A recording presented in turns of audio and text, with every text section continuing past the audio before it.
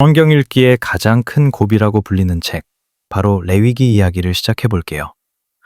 보통 많은 분이 창세기와 출애굽기까지는 흥미진진하게 읽다가 여기 레위기에 오면 발걸음을 멈추곤 해요. 계속해서 반복되는 복잡한 제사 방법과 알 수 없는 정결법들 때문에 지루하고 어렵게만 느껴지기 때문이죠. 하지만 레위기의 핵심 주제를 딱 한 줄로 알고 나면 이 책이 얼마나 따뜻하고 세심한 사랑의 책인지 알게 될 거예요. 레위기의 주제는 바로 이것입니다. 거룩하신 하나님이 우리와 함께 살기 위해 주신 행복 매뉴얼. 앞서 출애굽기 마지막 장면을 한번 떠올려 볼까요? 이스라엘 백성들이 정성껏 만든 성막이 드디어 완성됐고 하나님의 영광이 그곳에 가득 찼어요. 이제 하나님이 저 멀리 하늘에 계신 게 아니라 우리 집 바로 옆 텐트에 이사를 오신 거예요. 그런데 여기서 아주 현실적인 문제가 하나 생겨요. 하나님은 너무나 거룩하고 깨끗한 분인데 인간은 죄가 많고 오염되어 있다는 사실이죠. 마치 엄청나게 뜨겁고 눈부신 태양 옆에 얼음 인형이 있으면 금방 녹아버리는 것과 비슷해요. 그래서 하나님은 사랑하는 백성들이 당신의 거룩함 때문에 다치지 않고 안전하게 함께 지낼 수 있는 구체적인 방법을 알려주시는데 그게 바로 레위기입니다. 레위기는 크게 두 부분으로 나눌 수 있어요. 전반부는 하나님께 나아가는 통로인 제사에 대해 말하고 후반부는 하나님과 함께 거룩하게 살아가는 일상에 대해 이야기해요. 먼저 1장부터 7장까지는 5가지 제사 방법이 아주 자세하게 나와요. 왜 자꾸 동물을 잡아서 피를 흘리라고 할까요? 그건 죄의 대가가 얼마나 무겁고 참혹한지 보여주는 동시에 인간의 죄를 동물이 대신 짊어지게 해서 하나님과 우리 사이에 막힌 담을 허물기 위해서예요. 번제는 나의 온전한 헌신을, 소제는 감사를, 화목제는 하나님과의 친밀한 교제를 의미하죠. 요즘으로 치면 하나님과 소통하기 위한 접속 매뉴얼인 셈이에요.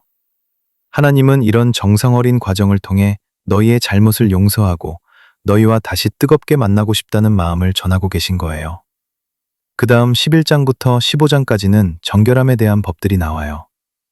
아마 이 부분이 가장 읽기 힘드실 텐데 사실 여기엔 하나님의 세심한 배려가 숨어 있어요.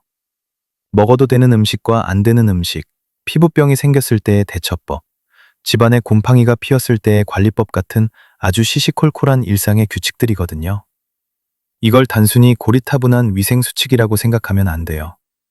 하나님은 우리 삶의 아주 작은 부분, 즉 내가 무엇을 먹고 내 몸을 어떻게 돌보는지까지 관심을 두고 계신다는 뜻이에요.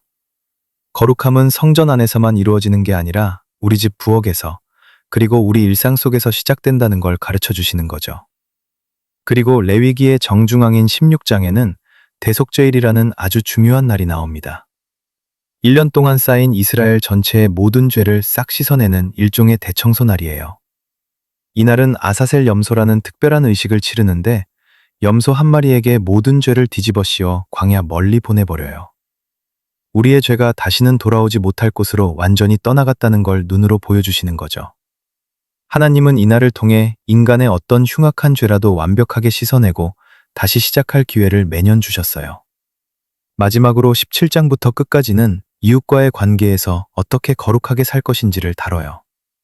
여기가 정말 중요합니다.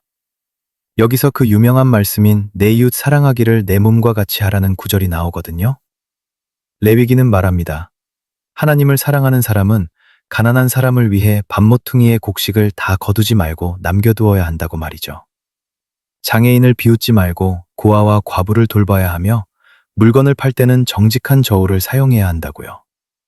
진짜 거룩함은 종교적인 예식에만 머무는 게 아니라 내 곁에 있는 이웃에게 구체적인 사랑과 정의를 실천하는 것으로 완성된다는 걸 강조하고 있어요. 정리해 볼게요. 레위기는 우리를 올바매려고 만든 따분한 법전이 아니에요.